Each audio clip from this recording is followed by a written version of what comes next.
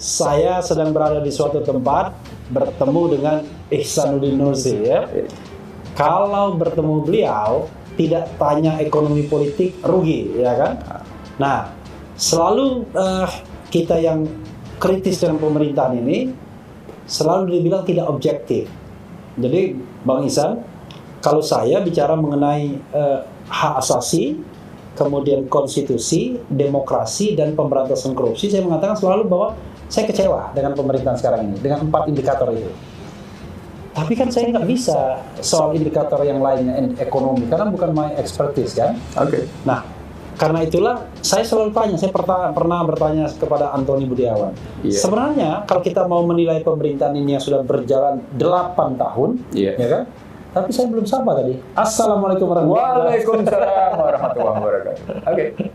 Kalau kita misalnya ingin menilai secara objektif, saya pengen seobjektif mungkin, biar kita wah ini ada vested interest, benci apa, aduh pusing kepala kita ya kan. Sebenarnya pemerintahan Presiden Jokowi ini berhasil atau tidak sih dalam hal membangun ekonomi kita? Kalau berhasil, apa indikator untuk mengatakan berhasilnya?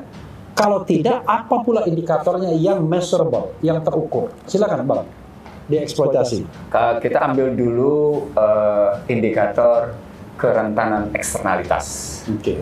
Kerentanan eksternalitas itu diukur dari berapa utang dibanding PDB. Oke. Lalu diukur lagi berapa cadangan devisa. Oke. Lalu diukur lagi bagaimana defisit transaksi berjalan. Oke. Itu ukuran kerentanan eksternalitas. Oke. Angkanya? Termasuk di dalamnya Ya. nilai tukar. Oke. Oke. Sekarang ini periode paling buruk dari cadangan devisa. Periode paling buruk Di era Joko Widodo. oh di era berkuasa. Joko Widodo. Ya. Oke. Karena hanya 103 menurun dia dari 144 miliar sekian menjadi 130,8 miliar. Menurun 14 Miliar dolar ya. miliar dolar. Itu kalau dirupiahkan berapa biar ada gambaran? Ini soal cadangan devisa. Iya. Nanti bisa kita hitung dengan PDB yang bisa dirupiahkan. Iya. Cadangan devisa tetap konstruksinya tetap pembayaran dolar. Oke. Jadi kalau Anda cari-cari rupiah, Anda salah. Oke. Jadi Karena konstruksinya kerentanan karena otak saya eksternalitas. otak rupiah. Ya. Jadi berapa seri? Makanya tadi saya bilang ini soal kerentanan eksternalitas. Berapa namanya. seri apa tadi? 130,8 miliar US dollar. Oke. Seri apa? 130,8 iya. 8 miliar US dollar. Itu cadangan devisa. Bandingan dengan Singapura misalnya. Bandingkan dengan Singapura, ya kita kalah dong. Iya enggak, masih berapa Singapura? Saya tidak tahu persis. Atau yang negara yang bisa dibandingkan misalnya. Cara pandangnya bukan soal perbandingan. Oke. Cara pandangnya adalah ketika kita bicara cadangan devisa itu berarti kemampuan membayar hutang dan kemampuan melunasi pembayaran impor. Oke. Nah, 130,8 miliar itu sama dengan kemampuan bayar hutang 5 bulan ke depan Iya. plus impor juga 5 bulan ke depan. Itu menurun. I see. Sebelumnya bisa 6 bulan, sebelumnya bisa Oke. 7 bulan. Sekarang menurun Jadi 5 kalau bulan. tidak ada hal-hal lain, kita cuma tahan 5 bulan. 5 bulan. Oke. Itu ukurannya. Jadi bukan bandingkan dengan no. Tapi Oke. perbandingan soal Oke. kemampuan memenuhi kewajiban-kewajiban. Makanya disebutnya Oke. kerentanan eksternalitas karena Oke. menyangkut soal kemampuan membayar kewajiban-kewajiban keluar. Ukuran kedua adalah tadi nilai tukar. Nah, nilai tukar juga menurun. Dia terdepresiasi atau menurun sebesar 8,6% menurunnya. Dan ini cukup besar kalau dibilang menurunnya sampai 8,6%. Nah, Depresiasi terbesar dalam sejarah kita berapa? oh, pertanyaan Anda menarik. Iya. Sesungguhnya tidak pernah menguat. Oke, ya selalu turun-turun terus ya nilai rupiah kan? Artinya ada kesalahan sistem perekonomian. Ketika pertanyaan Anda seperti itu, menunjukkan bahwa sesungguhnya perekonomian Indonesia tidak pernah menguat. Inilah jawaban kenapa mereka ingin redenominasi. Karena pada hakikatnya nilai tukar rupiah selalu jatuh terhadap US dollar. Oke. Itu manfaatnya. Tahu Anda berapa asal saya? Ini kenapa tadi? Kenapa? Tahu kenapa kayak gitu kebijakannya? Ya. Karena segala sesuatunya Anda bebaskan. Oke. Anda membiarkan diri Anda diinvasi oleh kekuatan modal, teknologi, dan barang. Oke. Di tengah yang namanya Anda tidak punya kekuatan fundamental. Itu kata kunci kenapa saya bilang investasi asing, perdagangan bebas, gitu ya. Kebebasan perdagangan, kebebasan pada keuangan dan perbankan mengakibatkan 7I istilah saya. Oke. Ada invasi, ada intervensi, ada infiltrasi, ada interferensi, ada indoktrinasi, ada intimidasi, ada inflasi. Oke. Gitu. Jadi kita sok-sokan free market gitu ya. Ya. Sok-sokan liberal ekonomi. I see. Oke. Sebenarnya bukan sok-sokan, Ya. sok berani loh. Oh, sok berani. Oke. Ya. Oke, itu indikator kedua, depresiasi. Iya, bisa kita lihat jatuhnya. Tadi saya bilang jatuhnya 8,6% dengan posisi 15.632. Dan itu terburuk ya?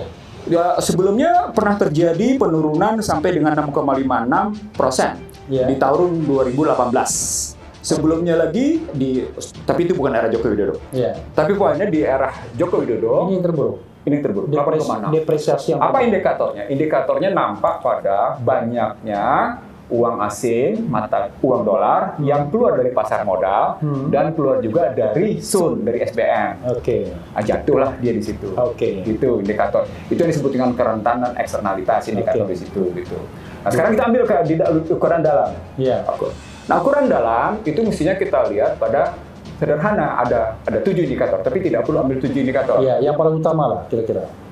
2, 3, 4 yang paling utama.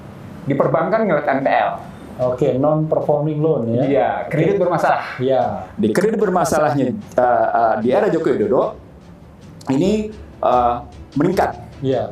dari 2,88 menjadi 3%. Apa artinya? Perekonomian memburuk. Iya. Oke, itu kelihatan di situ juga. Itu terburuk juga dalam 8 tahun terakhir. Iya, karena orang yang pernah ketakutan itu pernah sesungguhnya malah lebih rendah 2,88. Sekarang 3%. Oke, 2,8 aja udah ada ini. Optimumnya 5. Iya. NPL itu optimumnya 5. Tapi sesungguhnya ketika Joko Widodo banyak orang cemas pada kondisi perekonomian di era Joko Widodo pada 2018 kemarin, 2019 gitu ya. Sesungguhnya cuma 2,88. Sekarang sampai 3%. Kredit bermasalah. Apa poinnya? Poinnya begitu banyak pengusaha yang mengalami kesulitan, terutama UMKM. Makanya kemudian mereka menghadapi Kesulitan untuk mengembalikan. Iya kan? Iya kenapa? Iya, karena NPL ya. NPL. Iya. Apa poinnya berarti? Dunia usaha merosot. Oke. Apa artinya berarti? Iya. Daya beli menurun.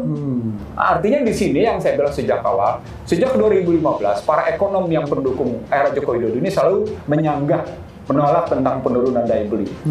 Ini omongan 2015 saya di sebuah TV swasta, franchise ya. Iya. Saya bilang nggak bisa, Anda mesti realistis bahwa yang sedang terjadi adalah penurunan daya beli. Mereka menolak dengan berbagai argumen, silahkan Anda tolak. Silahkan Anda beli iklan untuk menyatakan daya beli tidak menurun.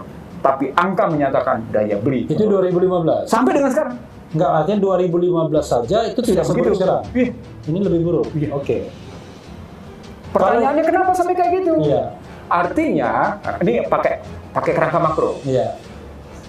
APBN, program pemulihan ekonomi nasional, tidak efektif. Itu ceritanya. Artinya segala kartu yang dikeluarkan oleh Joko Widodo tidak meleverage daya beli, tidak meleverage purchasing power parity. Maka ketika IMF menganalisis ekonomi Indonesia akan menjadi posisi terbaik dalam hitungan berikutnya pada purchasing power parity, purchasing power itu artinya daya beli, paritas daya beli. Iya. Pertanyaan besarnya, siapa yang punya daya beli paritas paling bagus pada hari itu? Angka membuktikan yang punya daya beli bagus adalah korporasi. Oke. Bukan individu warga negara Indonesia. Oke. Itu, mana indikatornya? Gini rasio. I see. Tingkat ketimpangan, gitu. Jadi kalau ngambil angka-angka itu konkret. Misalnya sekarang di Desember 2022, nggak mampu tuh nurunin dari 0,384. Tetap aja dia bertengger 0,385, 0,384. Apa itu? Gini rasionya. I see. Artinya lagi-lagi kalau diambil pada pembiayaan untuk mengentaskan kemiskinan, gitu ya, untuk mengatasi pengangguran, belanja negara di bidang pembelanjaan untuk itu tidak efektif. Apa indikator berikutnya?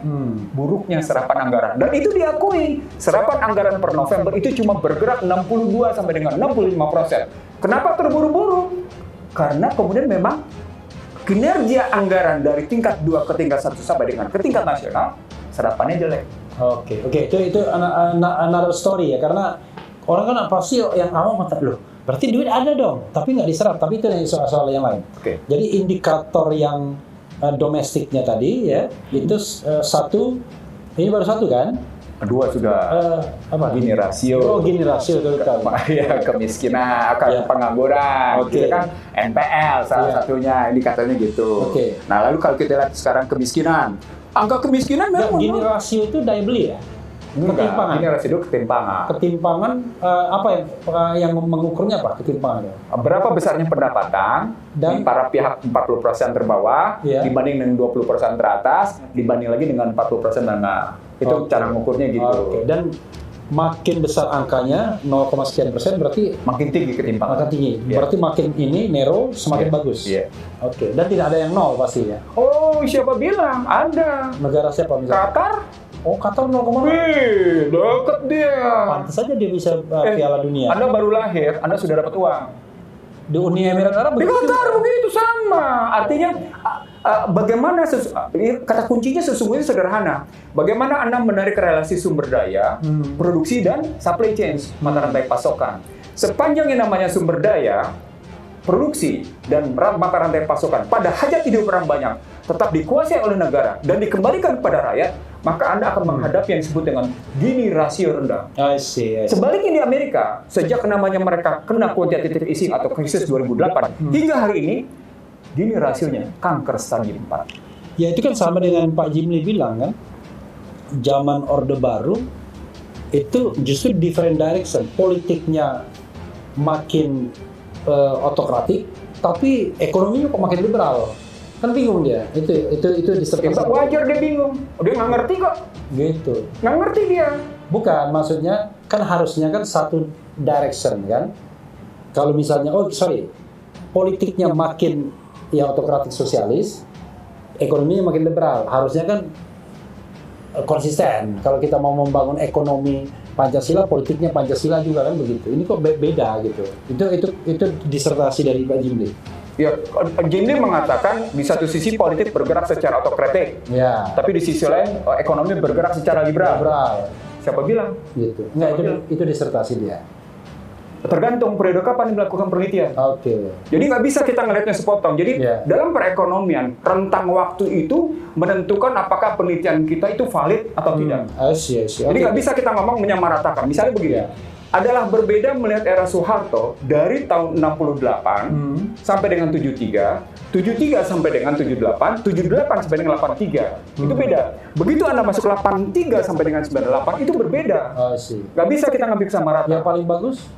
No, karena disertasi saya 10 tahun risetnya. Jadi see. kalau kita ngambil riset 10 tahunan, maka akan kelihatan sesungguhnya dengan 3 pendekatan. Trend analysis, Iya. on statistics base, Iya. jadi sebuah kecenderungan berbasis statistik, Iya. lalu kemudian on behavior base, lalu ke hybrid, statistik and behavior. Ini akan berbeda dari hasilnya masing-masing kalau kita ngeliatnya ke depan.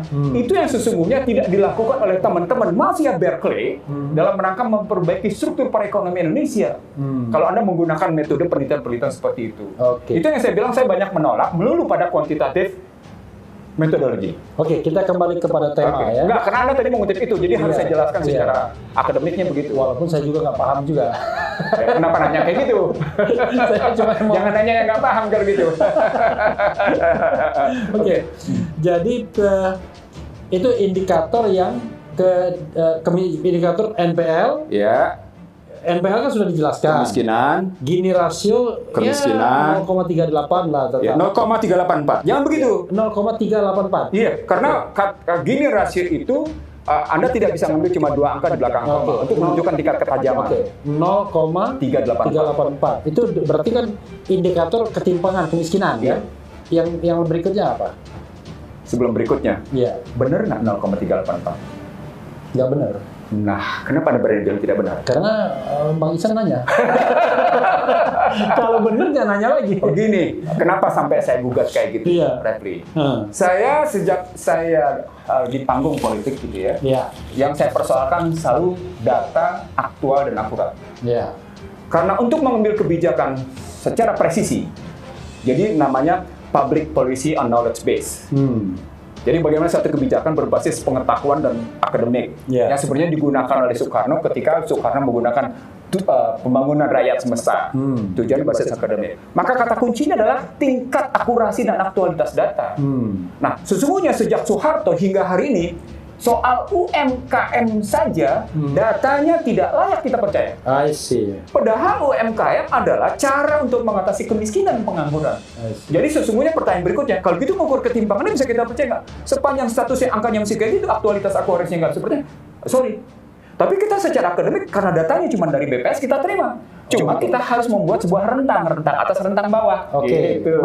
Menurut Bang Ihsan rentangnya Lebih tinggi. Lebih tinggi Apa yang dari 0,84. 0384. 0,03. 384. 384. Anda ngeliat anak anjal nggak di lampu merah? Iya. Anak jalanan lihat, Iya. lihat kan? Iya. Makin banyak orang yang minta-minta. Banyak kan? Iya. Makin Termasuk manusia perak tadi. sederhana. Iya. Itu indikator namanya tingkat ketimpangan meningkat. Ditambah lagi dengan yang namanya kesulitan kerja, ditambah lagi dengan PHK. Itu artinya tingkat kesenjangan meningkat. Gitu loh. Artinya angka yang muncul pada statistik dengan realitas tidak jumpa. Disitulah saya protes sejak awal. Betapa pentingnya angka-angka itu aktual dan akurat. Agar tidak terjadi apa yang disebut dengan symbolic torture. Oke. Itu. Jadi symbolic torture itu adalah penyiksaan secara simbolik gitu ya. Lewat kebijakan. Oke. Disebabkan oleh tidak akurat dan aktualnya data. Orang tidak disiksa secara fisik, tapi disiksa dari sisi kebijakan. Iya. Nah, kalau misalnya kita lihat dari 0384 itu sebenarnya angka atasnya berapa kira-kira menurut Bang Ihsan? Di era lama, di era yang belum lama ini angkanya sesungguhnya mencapai 0,41. Ya. 0,41, 0,41 sekian itu di era lama. Artinya sesungguhnya sudah buruk. Satu Gini rasio ketika dia mendekati 0,5 itu tanda-tanda bahaya. Pergeser istilah saya, lampu merah tidak bergerak, lampu Soalnya Gini rasio ini kan maksimalnya 1 kan? Satu kan? Yeah. Karena berarti 1 itu sempurna belum. Totally different, kira-kira gitu ya. Yeah. Nah, ini menjelang setengah, separuhnya. Itu sudah lampu merah. I see. Jadi kalau dalam kajian saya, ketika Anda masuk ke 0,4 ke atas, Anda sudah mulai bergerak dari lampu merah, lampu kuning ke lampu merah. Dan itu tanda-tanda bahwa sesungguhnya, kalau pakai ilmu hukum nih, kriminalitas meningkat, gitu ya. Problematik kesejahteraan sosial meningkat, pekerja-pekerja seksual itu meningkat, nggak karu-karuan, pengangguran meningkat, problematik kemudian hubungan keluarga juga bermasalah, dibuktikan oleh tingginya angka perceraian di Jawa Timur, di Jawa Barat, dan beberapa daerah tertentu, itu semuanya ikut gitu melihatnya. Oke. Ada lagi soal Gini rasio ini?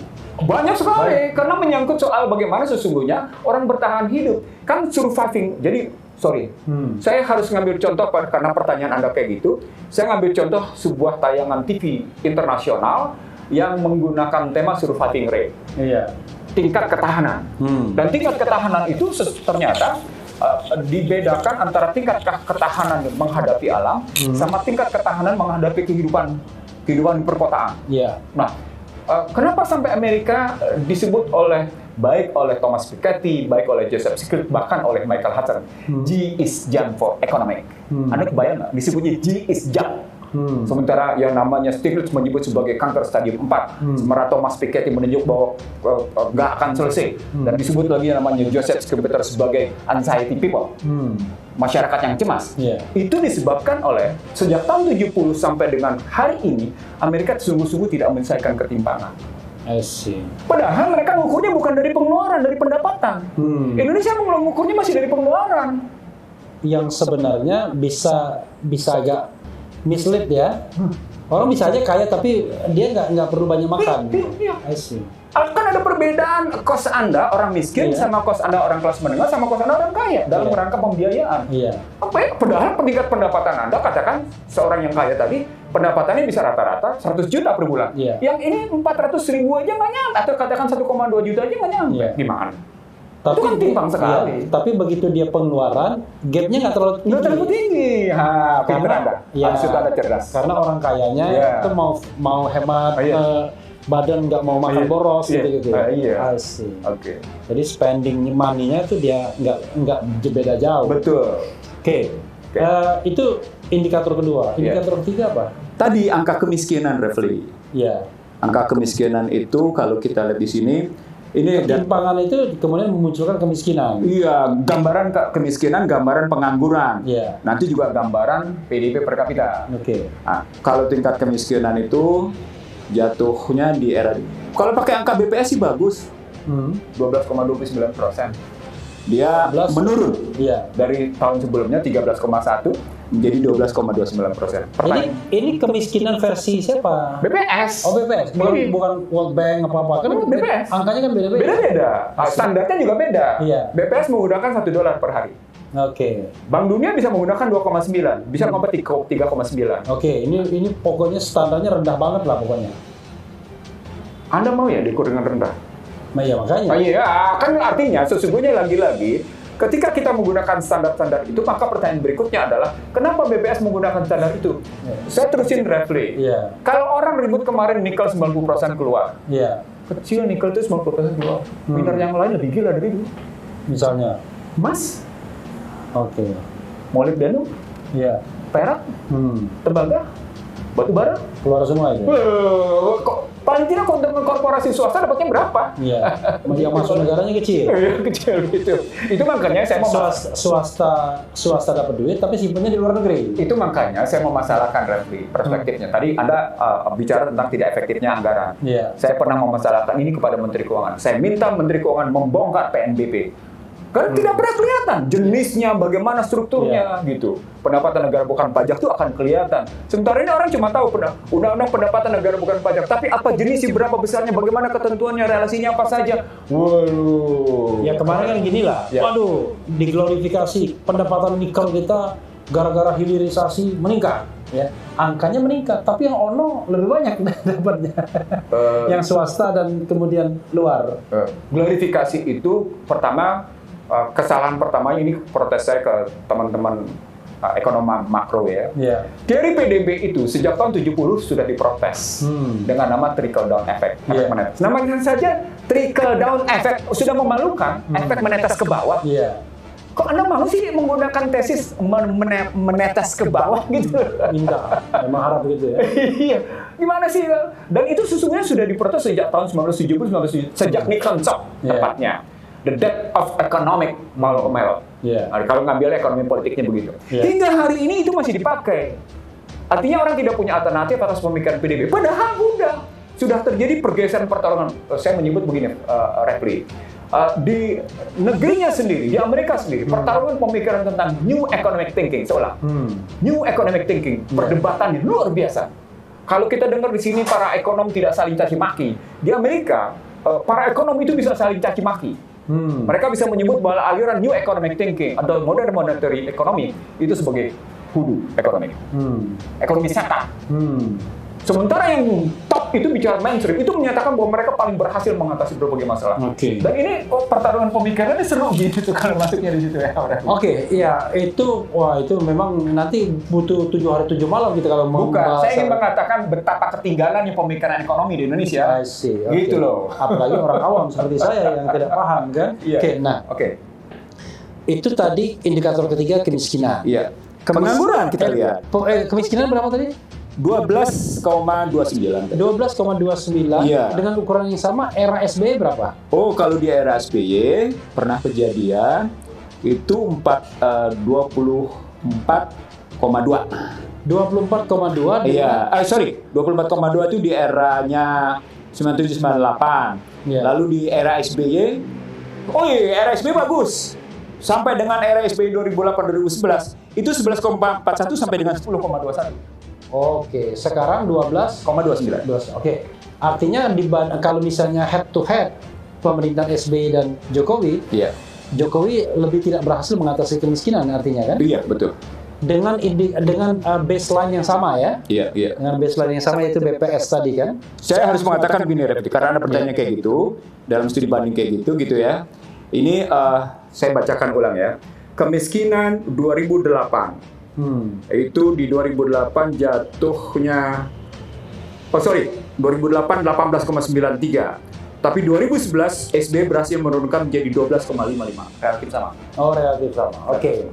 Artinya kalau kita bicara tentang yang terbelakang, ya tidak berhasil juga. Kan tugasnya adalah memperbaiki. Kalau misalnya sama, sami mahon podo ya. Nama programnya Poverty Reduction Program. Oh, sih. Jadi program pengurangan kemiskinan yang gagal. Bahkan di era SBY ada namanya tim pengendalian angka kemiskinan (TPAK) yang sesungguhnya langsung dibawa ke presiden. Itu juga tidak berhasil. Tidak berhasil. Oke. Jadi kemiskinan soal yang tidak pernah berhasil diatasi oleh presiden-presiden di era reformasi. Kira-kira begitu lah. Bisa jadi juga itu jadi barang dagangan. Barang dagangan untuk ngapain? Untuk pinjam duit. Betul sekali. Untuk minta sumbangan. Betul sekali. Oke. Yaudah, oke. Itu kemiskinan. Berikutnya bisa kita lihat sekarang pada angka pengangguran. Tingkat pengangguran di era SBY jatuhnya 11,41, di 2011-nya 10,21, di era Joko Widodo 5,13, Kelihatan sukses pengangguran. Oke. Pengertiannya itu kan dia 5% dari populasi ya? Angkatan kerja. Angkatan kerja ya? Bukan populasi. Angkatan kerja itu dari... Misalnya 110 juta. Ya, maksudnya dari... Misalnya angkatan kerjanya dari 15 sampai 64. Oke, dari usia 15, ya usia 15 64, dan persentasenya segitu. Iya, menurun. Persoalan pokoknya bukan soal angkanya menurun, jumlah absolutnya. Bukan. Apa? Pengertian kerjanya gimana? Sih. Definisi kerjanya gimana? Apakah Anda menghitung 1 jam kerja dalam seminggu sebagai kerja? Masa pada posisi survei 1 jam kerja dalam seminggu dianggap sebagai kerja? Kerja apaan gitu? Atau kerja bikin media sosial sendiri yang nggak jelas penghasilannya? Dianggap kerja juga gitu. Karena orang kan semua bisa bikin YouTube, podcast, bisa bikin podcast. Oke, lanjutkan. Lalu apalagi Anda mau tanya? Dari segi IPM. Nah, dari sisi pengangguran tadi berapa? 5, tadi Anda tanya ulang, di sini pengangguran menjadi 5,13, naik dia sedikit 5,86. Dari 5,13. Dari tahun-tahun sebelumnya? Enggak, di era Joko Widodo saja, dari 2018 ke 2022. Oke, tetapi pertanyaan gugatannya adalah apa yang dimaksud dengan bekerja tadi? Betul, satu. Yang kedua, siapa yang nganggur? Pertanyaan serunya. Kalau yang nganggur adalah anak-anak sekolah lulusan kejuruan dan anak-anak perguruan tinggi, means yang masuk ke pasar kerja itu adalah anak-anak tidak terampil. Apa artinya? Buruh kerja murah. Apa artinya? Ultra modern slavery system. Sistem perbudakan modern yang ultra. Anda budak tapi Anda tidak merasa sebagai budak. Itu kajian saya, Refli. Oke. Apalagi? Ya berikutnya apa lagi? Bisa kita lihat pada IPM. Ada IPM. IPM itu bisa kita lihat indeks pembangunan manusia. Indeks pembangunan manusia itu dilihat pada Joko Widodo membaik. 71,39 menjadi 72,91. Itu HDI ya, Human Development Index. Betul. Ngitungnya seperti apa? Tergantung indikator apa yang pakai. Itu gabungan dari rata-rata lama sekolah. Ya kan? Rata-rata lama sekolah berapa? Nah, Indonesia rata-rata lama sekolah itu di bawah 9 tahun. Makin lama sekolah makin bagus. Jadi ada yang 9 tahun, bahkan ada yang kelas 2 SMP. Jadi 6 tambah 3, 9, tapi rata-rata 9.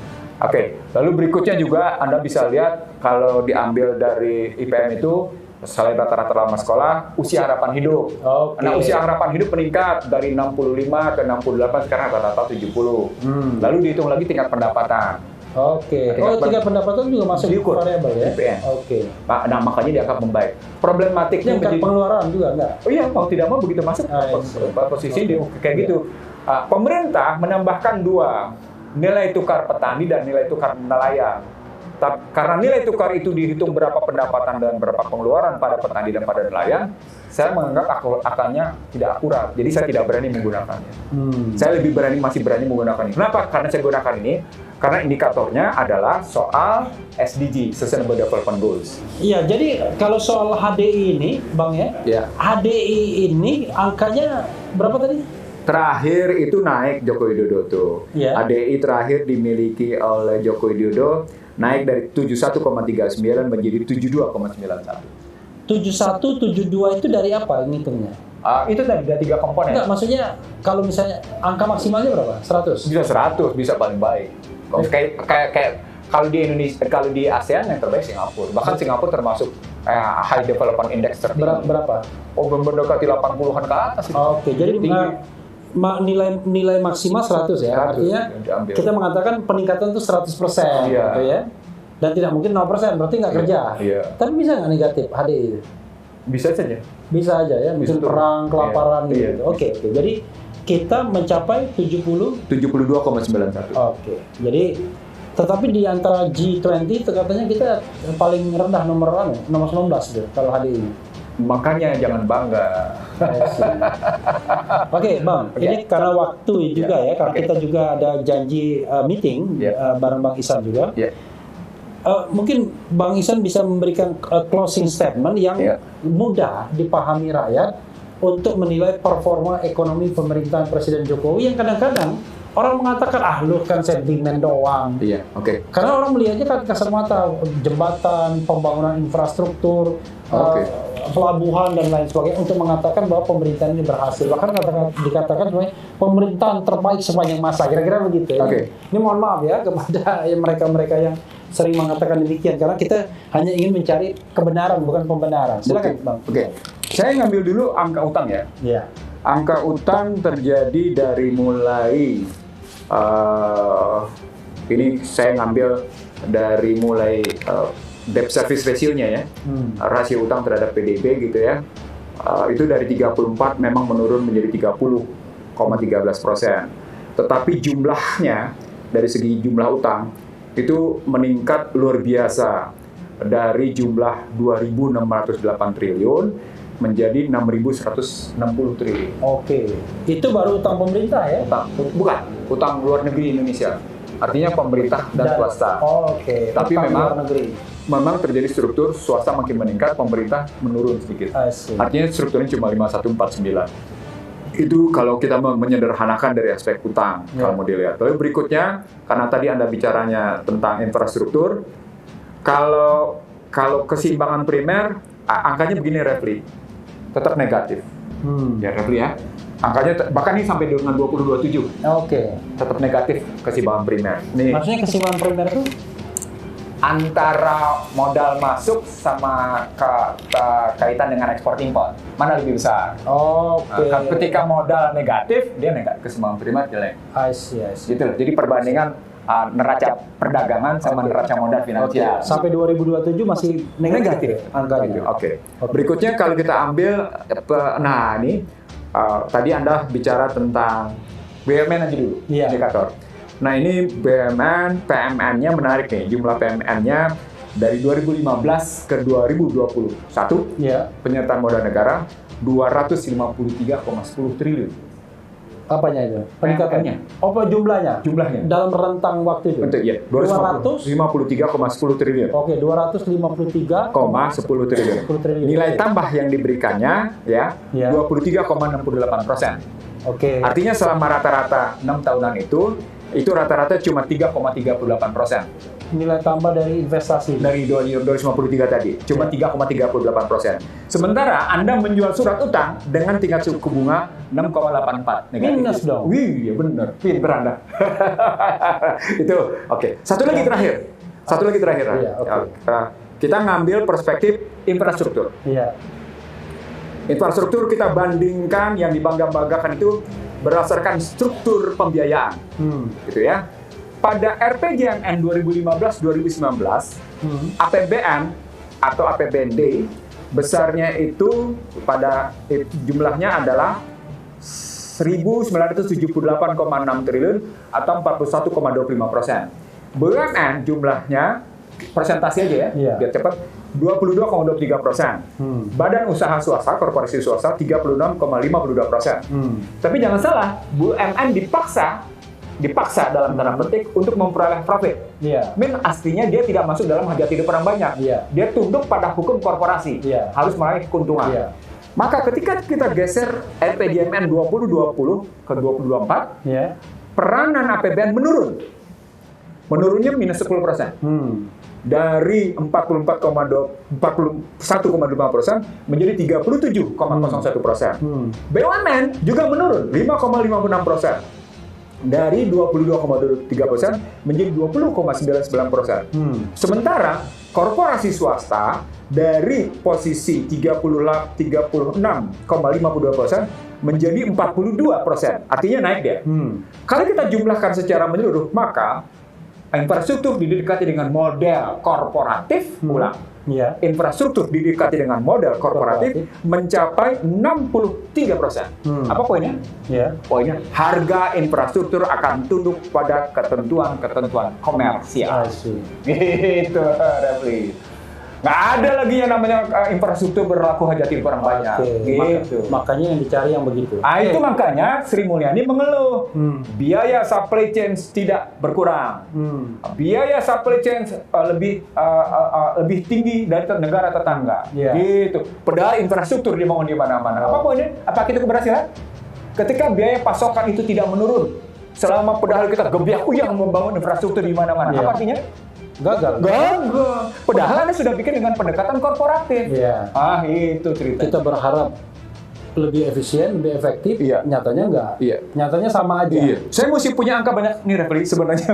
Ya nanti Bang Ihsan, saya ini PR kita nih buat sobat era sekalian ya, untuk menjelaskan satu-satu Iya. secara objektif Iya. ya. Dengan angka loh. Iya, dengan angka. Dengan angka, akurasi dan argumen di belakang. Iya, karena itu minta nanti waktu kita ini angka itu kita tayangi. Boleh. Jadi kita bisa tunjuk-tunjuk tuh, Boleh. ya kan? Ya, Jadi boleh. biar masyarakat paham. Ya. Ya, saudara sekalian, Bang Ihsan silakan closing statement. 1, 2 kata, 4 kata, 5 kata. Saya memang berbeda dengan teman-teman oposisi yang menyatakan Joko Widodo akan jatuh. Di 2023 pun ini berkaitan dengan nilai tukar. Saya tahu bahwa nilai tukar akan melemah dalam hitungan waktu 3-4 bulan ke depan. Sampai dengan bulan April, nilai tukar akan melemah. Disebabkan oleh ketidakmampuan pemerintah mengatasi pertarungan harga minyak, pertarungan perang nilai tukar. Di tengahnya namanya yuan dan rubel terus bertahan pada kerangka perang ekonomi. Nah, dari sana sesungguhnya kita punya pertanyaan. Sampai seberapa tangguh sebenarnya sisi moneter dan fiskal yang kita punya? Jawabannya, karena kita sudah menggunakan open economic secara ugal-ugalan, maka sesungguhnya ketahanan ekonomi kita cukup lemah.